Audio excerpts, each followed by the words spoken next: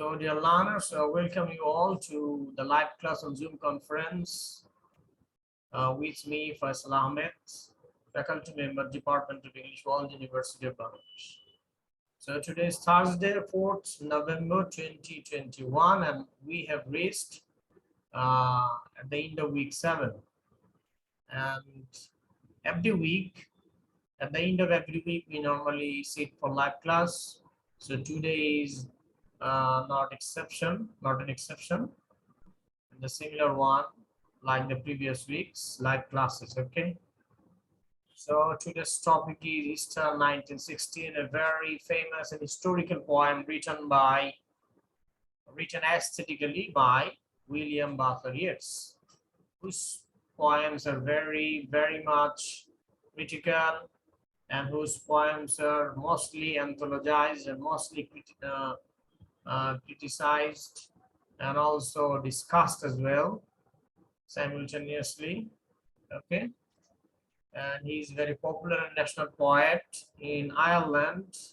Okay, and he also won the Nobel Prize in Literature. Okay, he is not an ordinary poet, he is an extraordinary poet who won Nobel Prize in Literature, which money value is more than $10 million.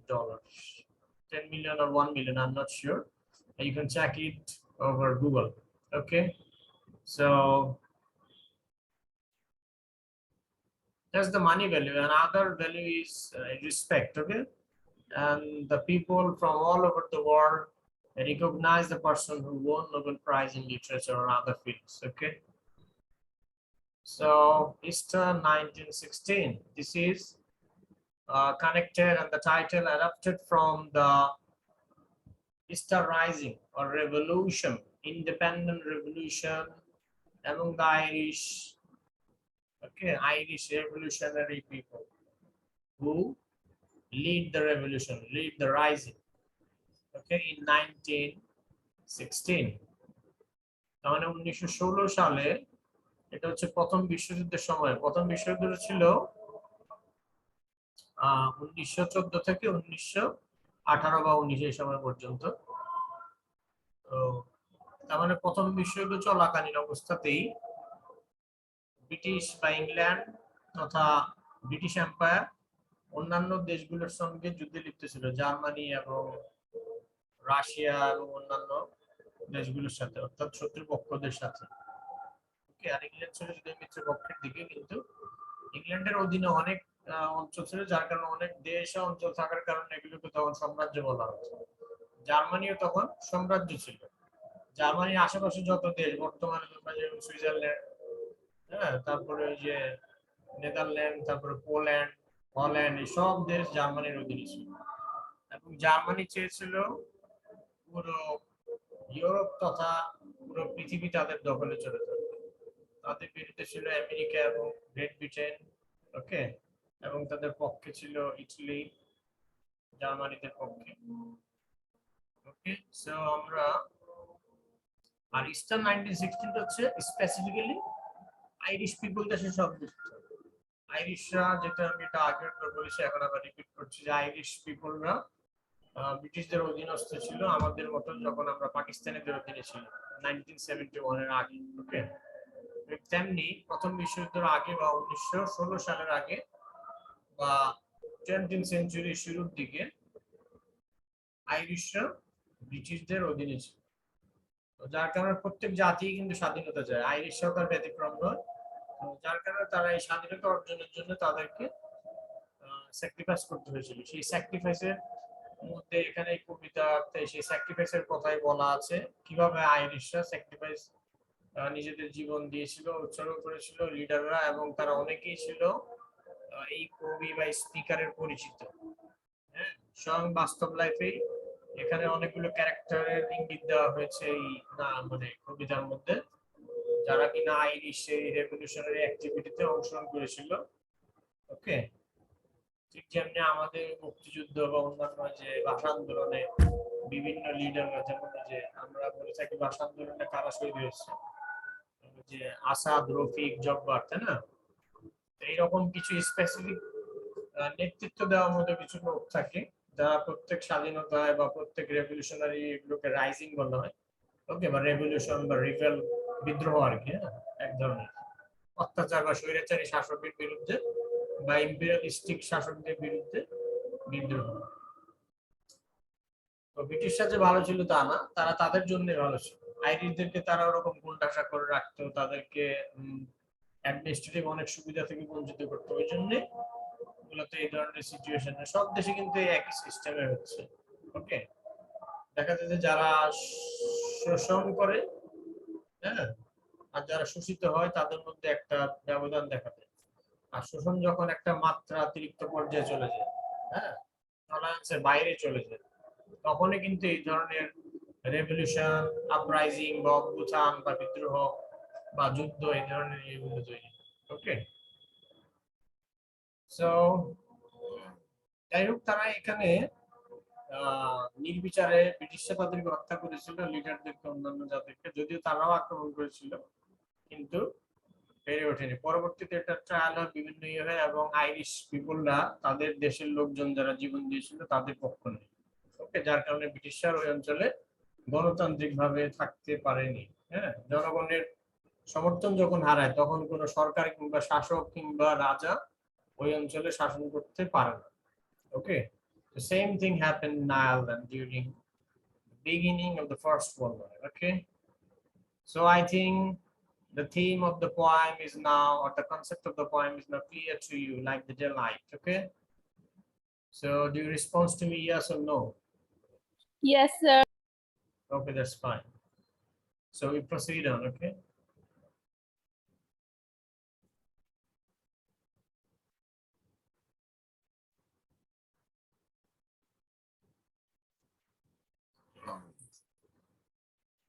so এতক্ষণ যে আলোচনা করলাম তা হচ্ছে warm up discussion to make you enter the main concept of the poem, okay, so that you can comprehend it easily.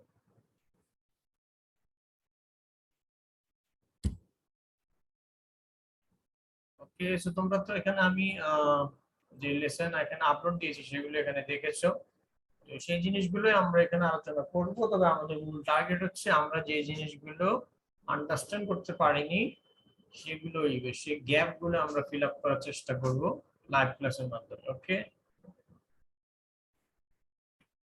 So আমরা সরাসরি আরেকটা অংশে চলে যাই। এখানে তোমরা এগুলো দেখো, এগুলো তো পড়েছো তাই না? তোমরা অলরেডি আমি এটা নিয়ে আলোচনা করে ফেলেছি। Yes, sir. বললে এটা রিপিট হবে। হ্যাঁ, এই সময়টা তো এখানে কবিতার টাইটেলই দেওয়া 1916 সাল। ওকে, এবং এটা রাজধানী শহরেই নরমালি যে কোনো রাইজিং হয়ে থাকে। যেমন আমাদের বাংলাদেশে ঢাকা ইউনিভার্সিটির আশেপাশে ছাত্ররাই বেশি। যে কোনো আন্দোলন, যখন কোনো সরকার মাত্রাতিরিক্ত স্বৈরাচার হয়ে যায়, তখন এই ধরনের ছাত্ররা বা বিপ্লবী নেতারা এগিয়ে আসে। ওকে, ওকে, সো আমরা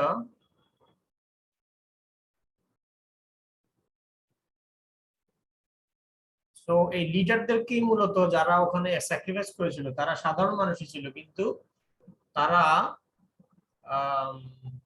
স্যাক্রিফাইস করার মাধ্যমে গ্রেট হয়ে গিয়েছে, এবং আয়ারল্যান্ডের ইতিহাসে তাদের নাম স্বর্ণাক্ষরে লেখা হয়ে গেছে। অর্থাৎ আয়ারল্যান্ড যতদিন থাকবে ততদিন তাদের নাম কেউ ভুলবে না। ঠিক যেমনি আমাদের দেশে মুক্তিযুদ্ধে যারা বিশেষ অবদান রেখেছে, ওকে, শেখ মুজিবুর রহমান লিডিং দিয়েছে, তো এবং সেই মুক্তিযুদ্ধে যারা আছে, ওকে, তারপরে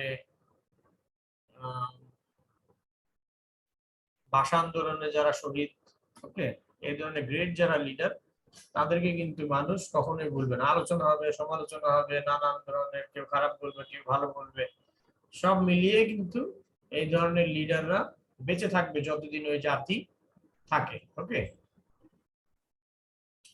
সো এখানে আপরাইজিং এর একটা সংক্ষিপ্ত বিবরণ আছে, ব্রিফলি, একটা নোট বলতে পারো।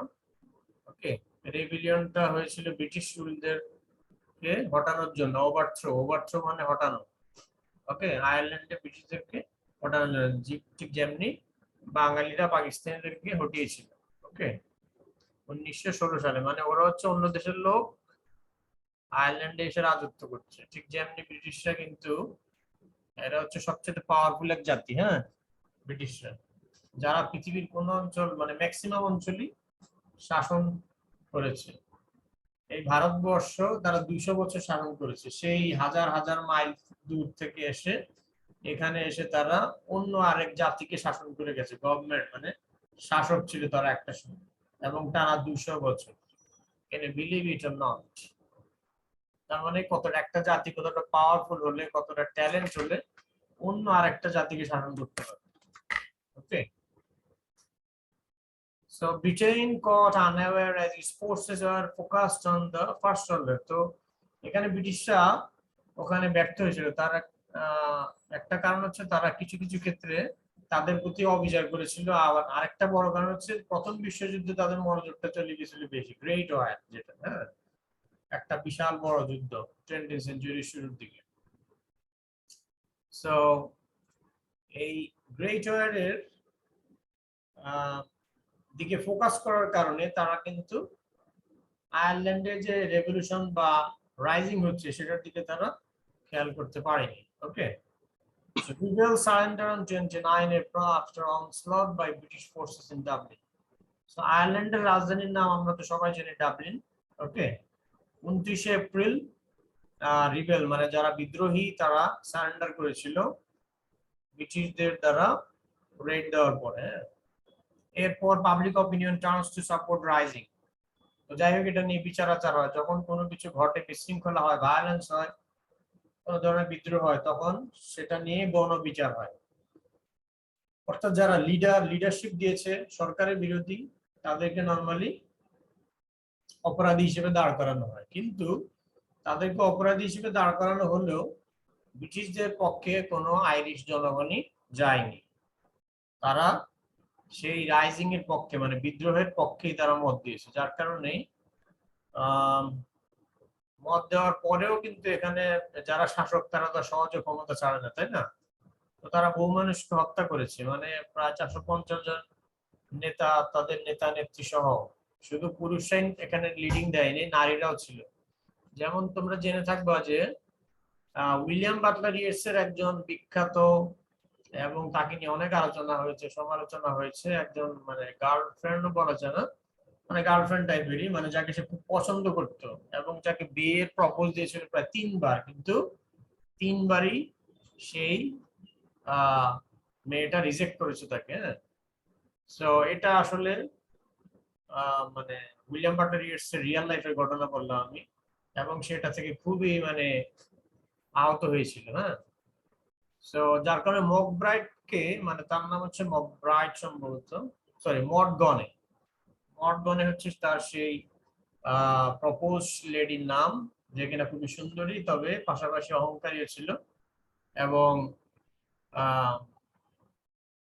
উইলিয়াম বাটলার ইয়েটস তাকে অনেক বেশি চাওয়ার পরেও সে তাকে রিজেক্ট করেছিল। ওকে, সো এই মর্টগনেও কিন্তু, এবং মর্টগনের সাথে তার যে হাজবেন্ড, সে আবার ছিল উইলিয়াম বাটলার ইয়েটস এর বন্ধু, হ্যাঁ মকব্রাইট। তো মকব্রাইট, মর্টগনে এরা সকলেই কিন্তু উইলিয়াম বাটলার ইয়েটস এর পরিচিত। মকব্রাইটও কিন্তু একজন কবি উইলিয়াম বাটলার ইয়েটস এর মতো। হ্যাঁ, তার মানে এখানে যারা অফিস আদালত অথবা শপে কাজ করে এবং যারা উইলিয়াম বাটলার ইয়েটস এর পরিচিত, ওকে, অথবা এই না কবিতা যারা স্পিকার তাদের পরিচিত, তারাই কিন্তু এখানে স্যাক্রিফাইস করেছে তাদের লাইফকে। হ্যাঁ, যার কারণে আমরা বলতে পারি যে উইলিয়াম বাটলার ইয়েটস এর একেবারে কাছের মানুষগুলোই কিন্তু ছিল এই রাইজিং এ বা রেভলিউশন। যার কারণে এই কবিতাটার মাধ্যমে মানে তার মধ্যে এমন একটা নাড়া দেয় রাইজিংটা, যেহেতু এটা একটা জাতীয় বিষয়, তাদের আইরিশদের ন্যাশনাল একটা ইস্যু, এবং এবং এটা একেবারে সেন্সিটিভ ইস্যু। হ্যাঁ, সেটা হচ্ছে ইন্ডিপেন্ডেন্স, স্বাধীনতা। ওকে, সো এই স্বাধীনতার কারণে সেই উইলিয়াম বাটলার ইয়েটস এর মধ্যে একটা নাড়া আসে, এবং সে কবিতার মাধ্যমে তার এই মনের যে আকুতি এগুলো প্রকাশ করে। ওকে, এবং তার প্রিয়জনদেরকে, বন্ধু বান্ধবদেরকে সেই রাইজিং এ হারায়, মানে তারা নিহত হয় বা মারা যায়। সো তাদের কথাই সে স্মরণ করে এখানে অনেকটা নানা রকম ভাবে ডিরেক্টলি তাদের নাম যদি উল্লেখ করে না, কিন্তু আকার ইঙ্গিতে বুঝিয়েছে আর কি। হ্যাঁ, তো কবিতা অনেকটা অ্যাস্থেটিক ওয়েতে সুন্দরভাবে সে কবিতার প্রবৃত্তির মাধ্যমে এখানে প্রকাশ করছে। 2500-এর মতো মানুষ আহত হয়েছিল আর 450 জন মারা গিয়েছিল এই আপডেট। এখানে কবিতাটা আছে, তো কবিতাটা একজন রিসাইট করো দেখি তোমাদের মধ্যে। হাত তুলো, কে রিসাইট করবে?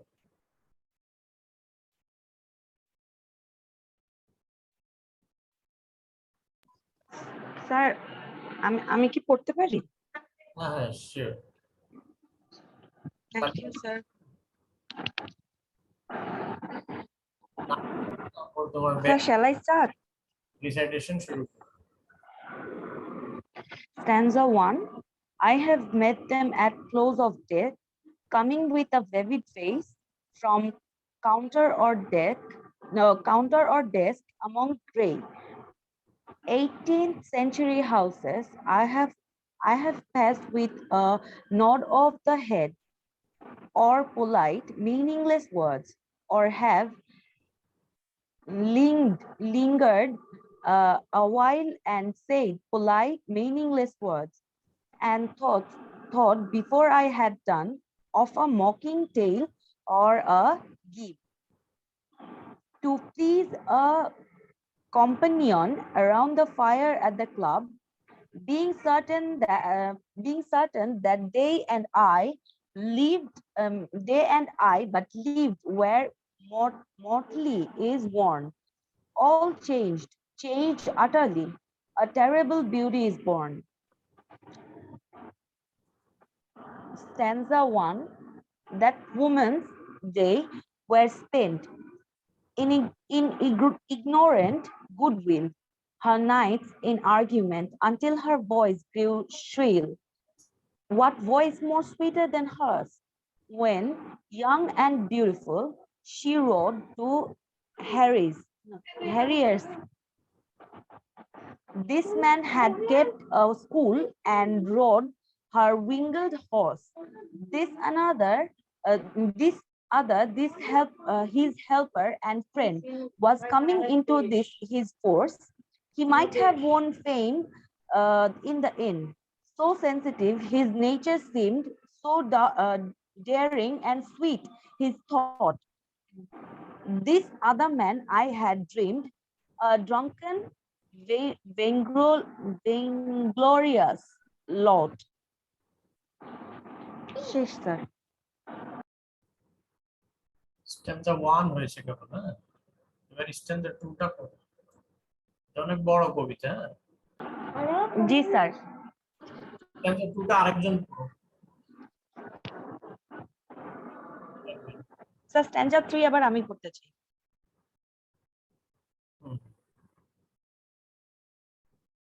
কে পড়বে?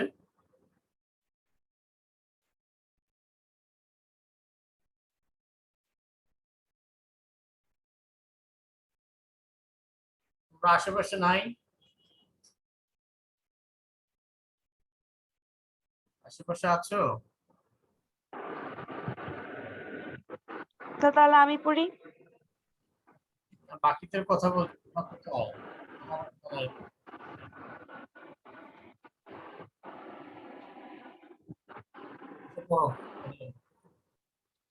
Thank you, sir. He had done most bitter wrong to some who are near my heart. Yet I number him in the song. He too has resigned his part. In the casual comedy, he too has been changed in his turn, transformed utterly.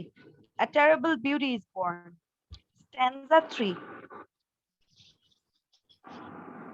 Hearts with one purpose along through summer and winter seems enhanced to a stone, to terrible the living steam.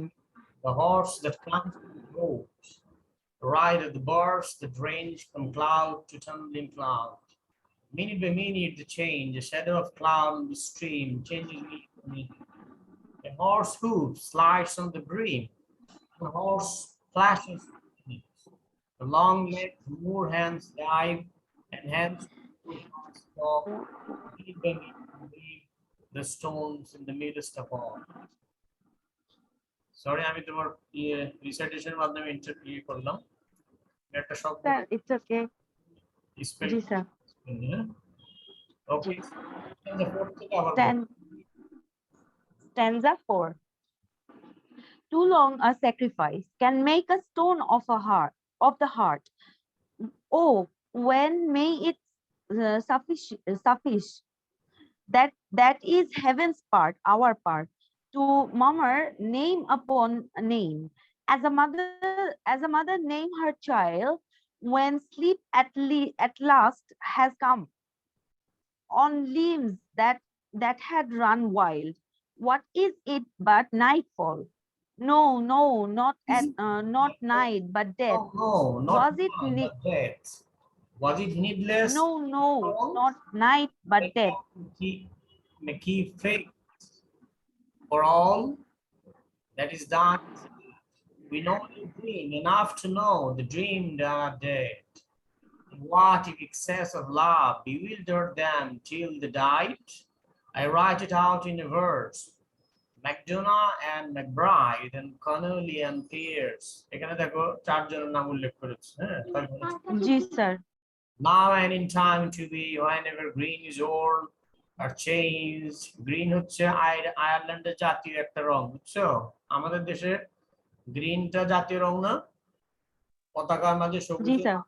লাল আয়ারল্যান্ডে দেখো পতাকার মধ্যে সবুজ একটা colour আছে হ্যাঁ এবং তাদের দেশে দেখো সবকিছু changed utterly a terrible beauty is born. Okay, এখানে এই লাইনটাই হচ্ছে সবচেয়ে ফেমাস হ্যাঁ a terrible beauty is born তার মানে পুরো কবিতা হচ্ছে তার এই মানে স্যাক্রিফাইস করেছে মানে এখানে দেখো প্রথম দিকে বলছে মনে হবে কিন্তু ভেরি সিম্পল ওকে এখানে দেখো Ji sir.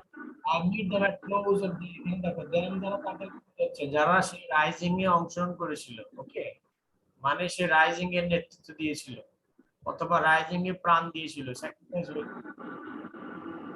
এবং বলছে বেশি দিন হয়নি যে আমি তাদের সঙ্গে দেখা করেছি হ্যাঁ আমি ভিভিড ফেসেস এবং নানা ধরনের কেউ অফিসে জব করতো কেউ শপে হ্যাঁ বসতো দোকান করতো ওকে এরকম নানা জন অর্থাৎ তার লোকাল পিপল যারা অথবা তার মধ্যে যারা কবি সাহিত্যিক অথবা পাবলিশার অথবা রাইটার ওকে অথবা স্কুলের পরিচালক প্রিন্সিপাল এই ধরনের লোকজন হ্যাঁ from counter or desk এখানে কাউন্টার ডেস্ক দ্বারা দোকানপাটকে বোঝাচ্ছে এবং গ্রেট 18th century houses তার মানে তখনকার সময় বাড়িঘরগুলো ছিল কি নির্মিত হয়েছিল ঘটনাটা ঘটেছিল 20th সেঞ্চুরিতে আর তখনকার বাড়িঘরগুলো হচ্ছে তোমার 18th সেঞ্চুরি তার মানে তখন থেকেও আরো 200 বছর আগে হ্যাঁ বাড়িঘর তো নরমালি তখনকার সময় পুরোনো দিনের বাড়িঘর ছিল বেশি তো সেই বাড়িঘরগুলোর কথা বলছে অলিগলি কার কার সাথে দেখা হতো এগুলো দিয়ে শুরু করেছে হ্যাঁ I have passed with a nod of the head মানে মাথা নাড়িয়ে আমি পাস করতাম মানে তাদের সাথে দেখা হলে মাথা নাড়তাম হাই হ্যালো বলতাম আর কি ইশারা ইঙ্গিতে এখানে নড এর জন্য বলছে নড মানে নাড়া আর কি নড অফ দ্য হেড আর polite meaningless words অথবা অনেক সময় ভদ্রজনিত শব্দ দিয়ে যেমন আমরা সালাম দিই হ্যালো বলি গুড ইভিনিং বলি এগুলো হচ্ছে পলাইট ওয়ার্ড আর কি or have lingered a while and said অথবা কিছু সময় কথা বলতাম অন্যান্য বিষয়ে এবং বলতাম ওকে and thought before I had done of a mocking tale or a jibe okay মানে অনেক সময় দেখা যায় মজার হাসি ঠাট্টা করতো সেগুলো বলছে আর কি হ্যাঁ সাধারণত লোকাল লোকজনের সাথে দেখা হলে আমরা হাই হ্যালো বলি অনেক সময় চিটচ্যাট করি 2-3 মিনিট আবার অনেক সময় মজা করে কথা বলি এগুলো আর কি বলছে এবং তার লোকাল এরিয়াতে ওখানে আরো 200-300 বছর আগের 18th সেঞ্চুরির বাড়িঘর ওকে সেখানে দোকানদারদের কথা বলছে আবার যারা অফিস আদালতে যেত তাদের কথা বলছে around the fire of the club অথবা ওই দেশে তো শীতপ্রধান দেশ তো ক্লাবে তখন তারা তখনকার সময় তো এরকম এসি বা হিটার ছিল না তার মানে আগুন জ্বালিয়ে রাখতো ওকে তো তারা আড্ডা দিত কোথায় ক্লাবে গিয়ে বারে গিয়ে এবং সেখানে ফায়ার প্লেস থাকতো ওকে সেখানে তারা সময় কাটাতো আমরা যেরকম চায়ের দোকানে গিয়ে সময় কাটাই অথবা কফি শপে বা টি স্টল হ্যাঁ being certain that they and I but live where Motley is born. Okay. তার মানে যেখানে সে বসবাস করতো ঠিক সেই জায়গাটার কথা বলছে, যেখানে সেই বিষয়গুলো কি অনেকটা পুরনো হয়ে গেছে এবং সবকিছুই যেন চেঞ্জ হয়ে গেছে। তার মানে চেঞ্জের কথা বলছে, তার মানে সবকিছু আগের মতোই ছিল, কিন্তু একটা সময় আসছে যখন রাইজিং হলো, ইস্টার রাইজিং 1916 তখন, এবং বিশ্বযুদ্ধ শুরু হলো, তখন ইউরোপের অবস্থা পুরো ওকে। তোমরা সবাই আছো তো না?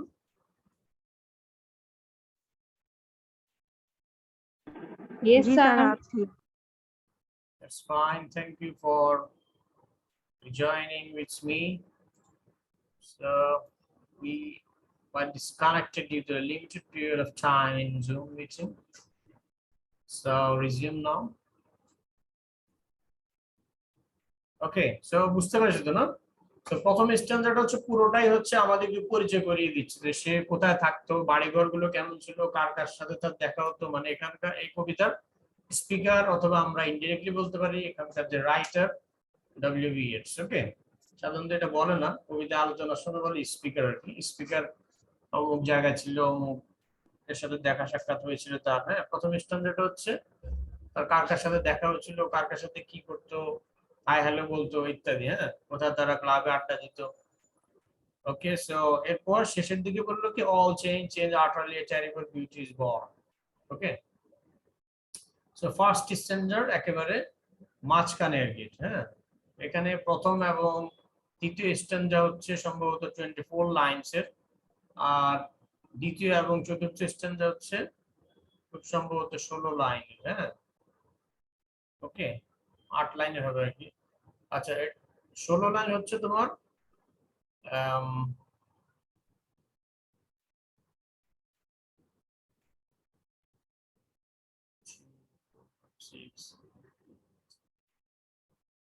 হ্যাঁ ঠিক আছে,